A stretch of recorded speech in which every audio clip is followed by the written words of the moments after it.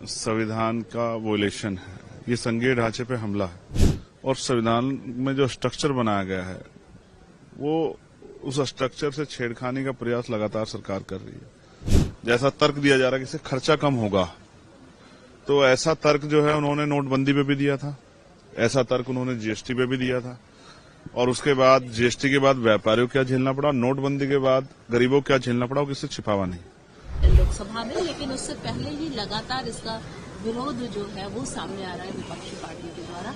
आपके खुद का क्या इससे स्टेक है और आपकी पार्टी कैसे? देखिए, ये संविधान का वोलेशन है, ये संघीय ढांचे पे हमला है, ये स्टेट सरकारों की कार्यकाल और उनकी शक्ति को कम करता है।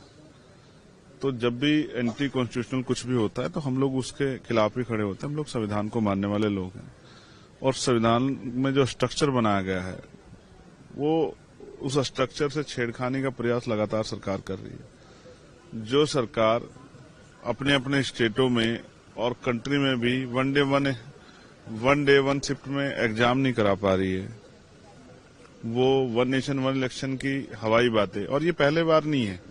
प्राइम मिनिस्टर ने ऐसे जो है लोगों को जैसा तर्क दिया जा रहा है कि इससे खर्चा कम होगा, तो ऐसा तर्क जो है उन्होंने नोटबंदी पे भी दिया था, ऐसा तर्क उन्होंने जीएसटी पे भी दिया था और उसके बाद जीएसटी के बाद व्यापारियों को क्या झेलना पड़ा, नोटबंदी के बाद गरीबों को क्या झेलना पड़ा, किससे छिपावा नहीं।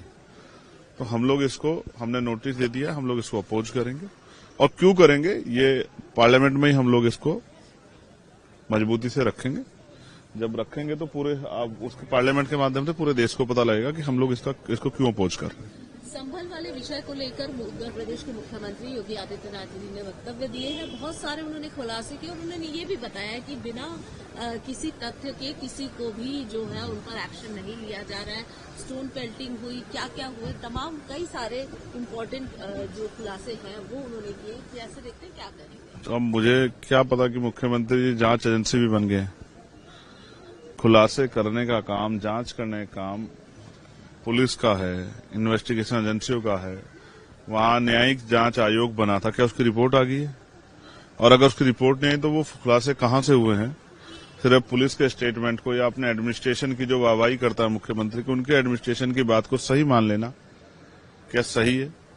और मैं मुख्यमंत्री जी का ध्यान आकर्षित करूंगा कि एफआईआर जो है वो क्राइम साबित नहीं करती है, वो फैक्ट और तथ्यों के आधार पर नहीं होती है, वो एक रिपोर्ट होती है। बाकी उसके बाद इन्वेस्टिगेशन होती है। एफआईआर से पहले इन्वेस्टिगेशन नहीं होती। मुख्यमंत्री जी को इस बात पर ध्यान देना चाहिए।